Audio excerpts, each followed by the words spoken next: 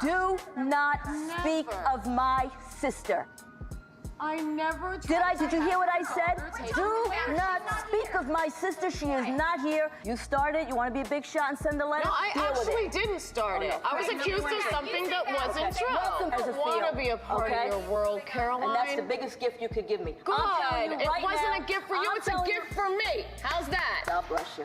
Love and light, baby. Love. Caroline Manzo was once seen as the steady anchor of the Real Housewives of New Jersey, the mother figure, the voice of maturity amid chaos. She projected calm in rooms full of yelling and reason when everyone else fought for attention. Fans looked to her as the moral compass of the group, the woman who stood above petty drama, a beacon of family loyalty and composure. Reacted to something she thought her mother was getting hurt. I'm not saying really. What she did While was I'm right. being chased by her mother and Teresa, she was getting hurt. One thing I will tell you, she has the integrity to say what she did is wrong. And what did I do that was wrong? She's taking responsibility. You tell me what I did that was wrong. Not that I need you to. Actions, okay? And really? How so? How so? By going to the court, by saying to the police officer, yes, I did, and this is why.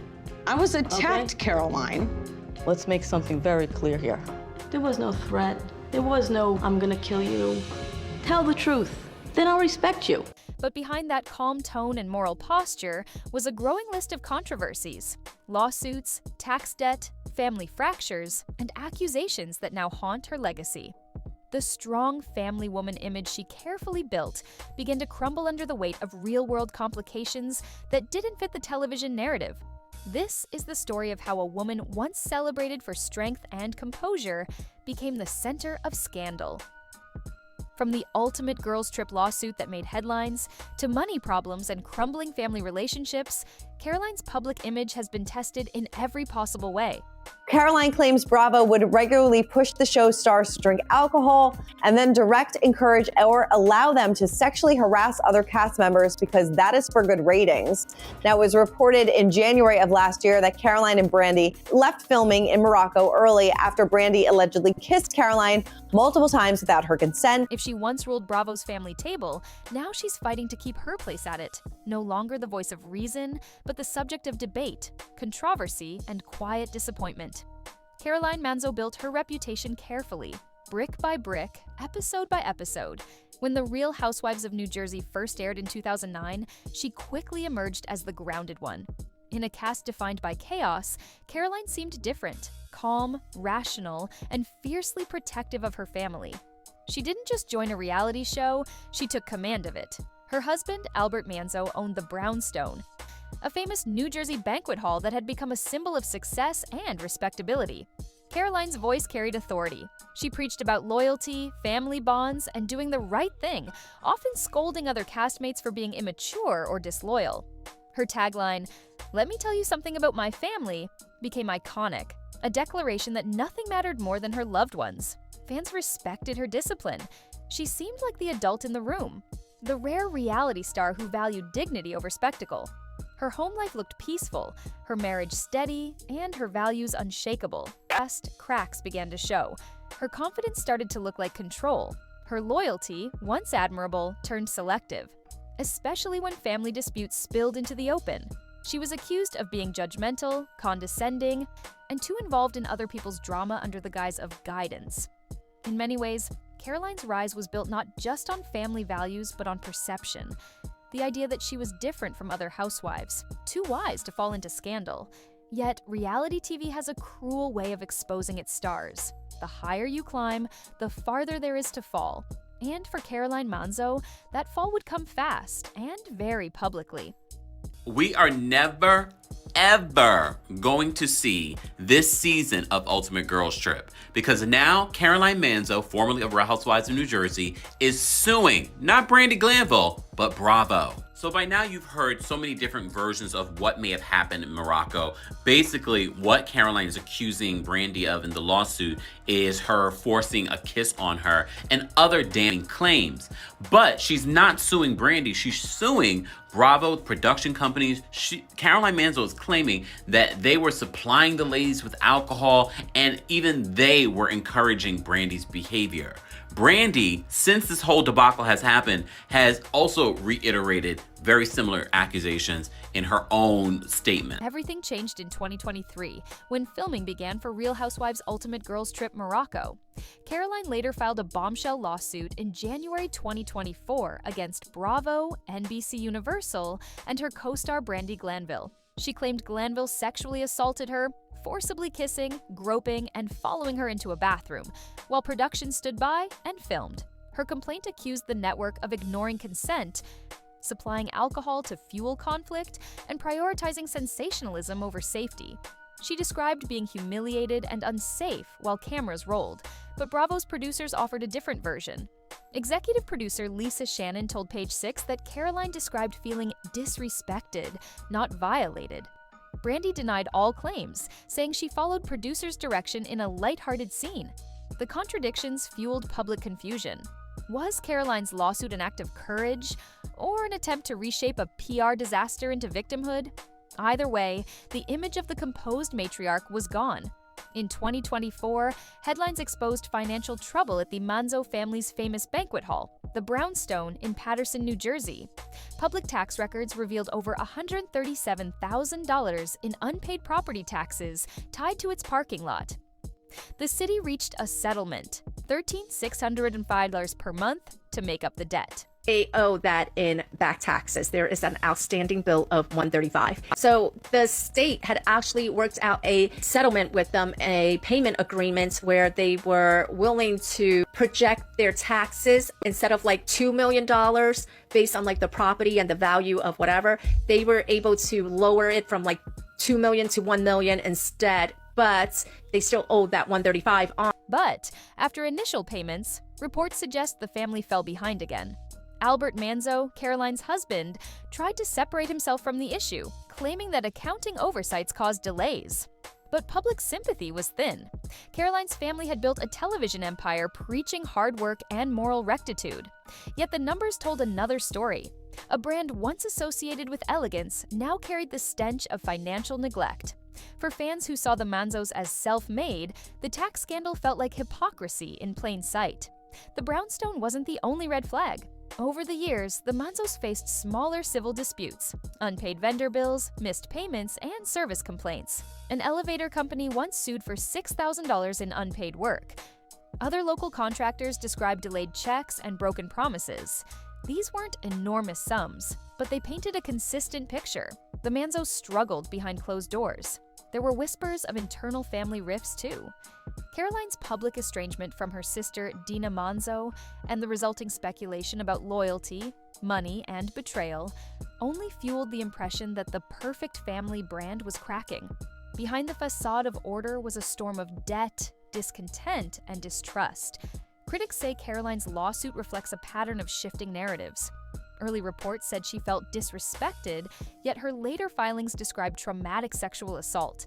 The difference between those accounts left viewers confused. Was she downplaying it initially or amplifying it later for legal gain? In a court of law, those inconsistencies matter. They also feed public doubt. Some see her as a victim of reality TV exploitation. Others see a veteran reality star using a sensitive issue for relevance and settlement leverage. Meanwhile, her legal filings accuse Bravo of creating unsafe environments for women, a sweeping claim that's difficult to prove. Without clear evidence, Caroline risks appearing opportunistic rather than principled. The irony is brutal. The woman who once condemned others for drama now thrives within it. The Morocco lawsuit and the tax scandal together shredded the last of Caroline's matriarch mystique. Public discussion about her has shifted from admiration to skepticism. Her measured tone now sounds performative. Her moral speeches ring hollow. In fan forums, she's described as calculating and outdated. Sponsors and event organizers have quietly pulled back. Her appearances once commanded respect. Now they invite awkward questions. Even Bravo seems cautious. No major invitations, no reunion surprises. Caroline may still insist on her integrity, but public patience has waned. The harder she fights to appear righteous, the less convincing she seems. For someone who built her legacy on discipline and ethics, Caroline now faces hard accountability.